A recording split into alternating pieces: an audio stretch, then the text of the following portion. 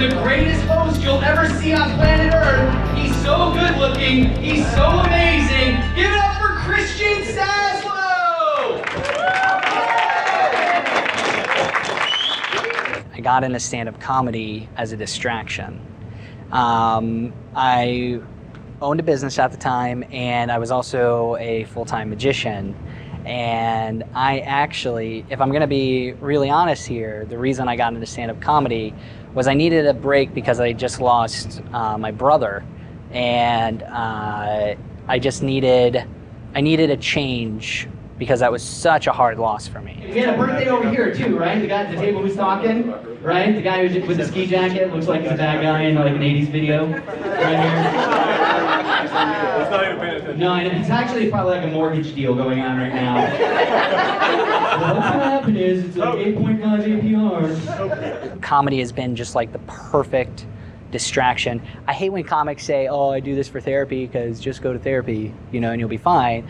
But it's been therapeutic, you know, to go through this process and learn something new, and, you know, just to get up in front of a crowd, you get like ultimate validation, you know, or rejection. So, how old are you guys? What's going on here? How old are you? How old are you? I'm 52. 50? I think you're full of it, right? There's no way you're 52. 37. He's 37. 37, okay. 41. 41. Yeah, you have some, I can see that.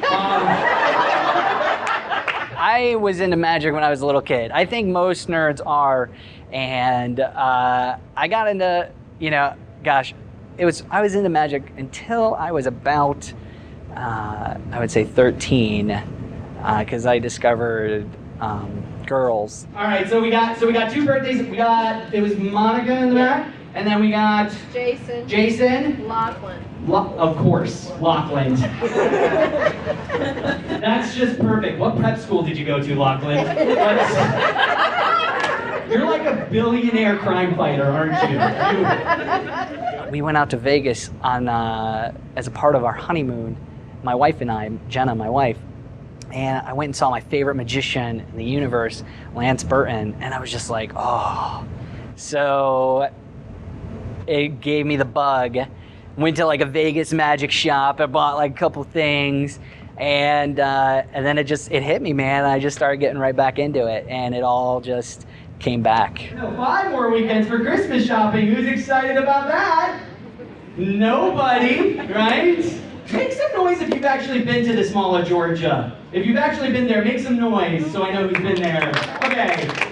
Holy crap! How many Chinese food places does a food court need? Right?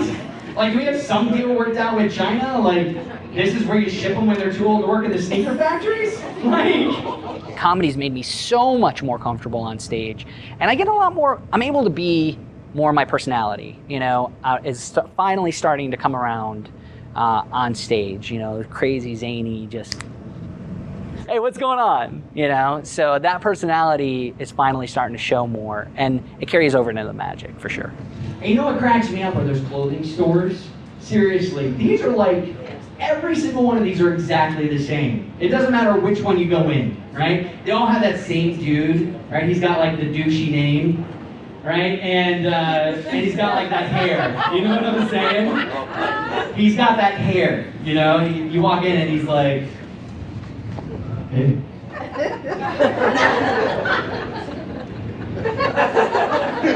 What's up?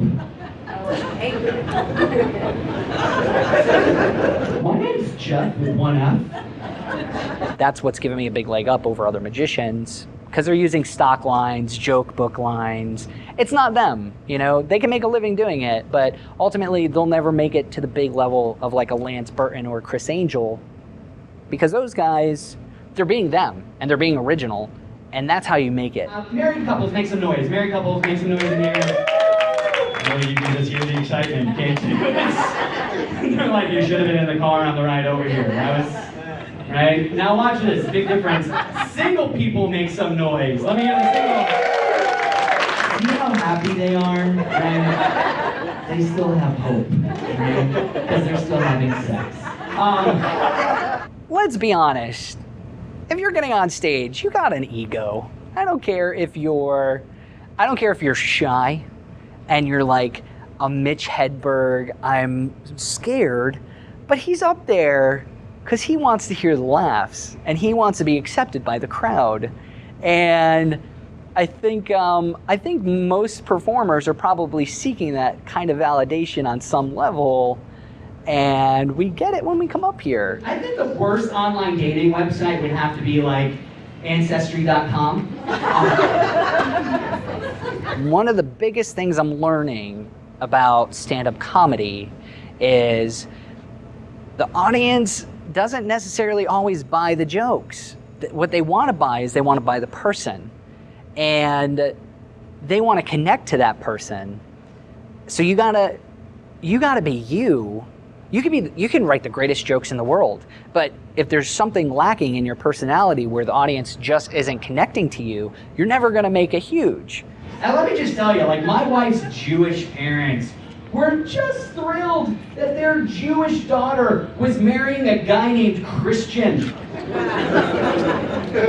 I mean, if that went over any worse, my name would be like Bacon Jesus Hitler Ham. Like, your persona on stage is almost more important than the jokes that you tell. It sounds weird, I know, because the way we all think, well, if I want to be a better comedian, I got to write better jokes. Yes, but you also have to be able to sell those jokes, and you need to have something that the audience can latch onto, that can just, they connect with you somehow. They remember you, they like you. Well, oh my gosh, we just got to babysit my niece. Seriously, she is like the cutest little girl you've ever seen. Her dad's black, because my sister's got a fat ass. And my background in magic hurt me a little bit because I was performing. You know, I was, look it, I can do this, and you know, but I was just saying words and just doing stuff in front of an audience. I wasn't really connecting with them. And there was this saying that another comic here in Atlanta told me. He said, listen to the audience. Then you're in that moment. And now all of a sudden it's a conversation with the crowd. Well, my niece, she's a toddler, right? So she's at that age where you can never get them to go to bed. So that's when I use Grandma's favorite trick, the toddler drinking game. Oh yeah, we gotta get this bitch ready for college. You know what I'm saying? Like what color is this? Red.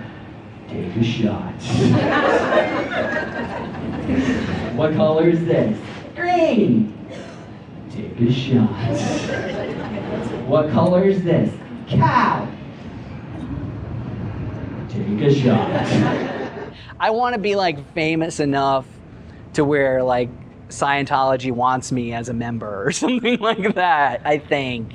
I got her to go to bed because I told her I'd take her toy shopping. Toys are not like they were when we were kids. Oh my gosh, they're way more adult now, right? Like my niece, she grabbed the worst doll ever. Club Night Chloe. Yeah, Club Night Chloe. If this doll got any skankier, she'd come with like glitter and the morning after pill. Like what's next? Bad Decision Barbie with track mark concealer? I mean, right next to her boyfriend, Trailer Park Todd with the mobile home meth lab. I think my vision of success is being one of the guys. That's what's strange. I love comedy for not just getting up on stage and the validation from the crowd. I love hanging out with other comics, you know, and just sitting around at the end of a show and just BSing. What are we teaching our girls? I think if we're going to be teaching our girls about the club scene, then I think Club Night Chloe needs a realistic club friend. Cock block Karen. I feel alive when I come on the stage, you know? And this is something, I've never felt alive like this, other than my wedding. That was amazing. I love you, baby. She makes me feel so alive too. But comedy, you know, is not better, but it's pretty darn close. I'm standing in line at the convenience store, and this lady, right in front of me, turns to me and says, I hope I win Powerball so my kids can have a good Christmas. And then she bought $100. If you want to make it, you gotta get up. You have to get up. You have to. There was a year where another comedian and I just really hit it, where we were going every single night, you know, and it was multiple shows in a night.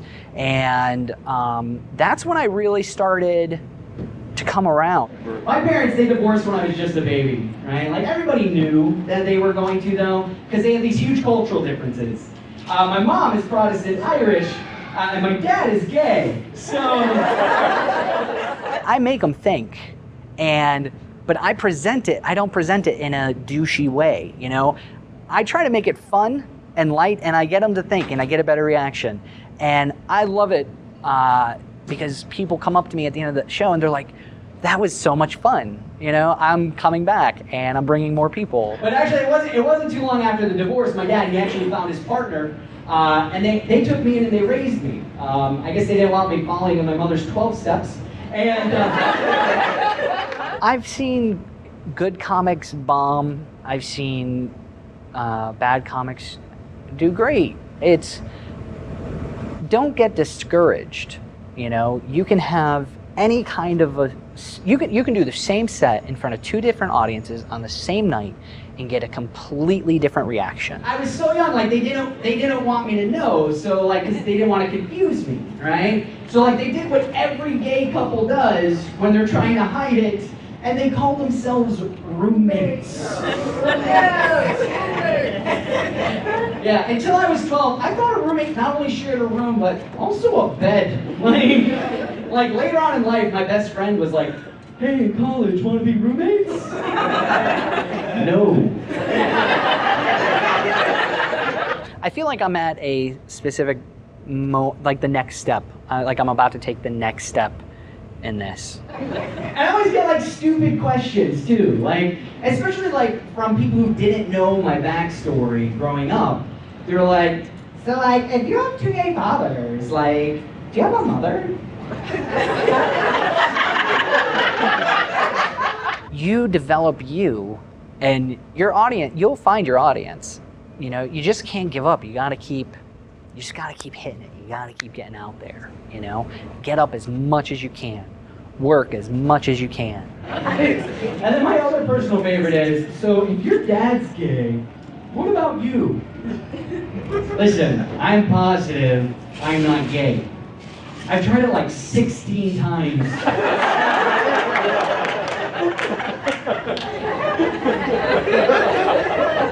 Are you guys ready for your next comic of the evening?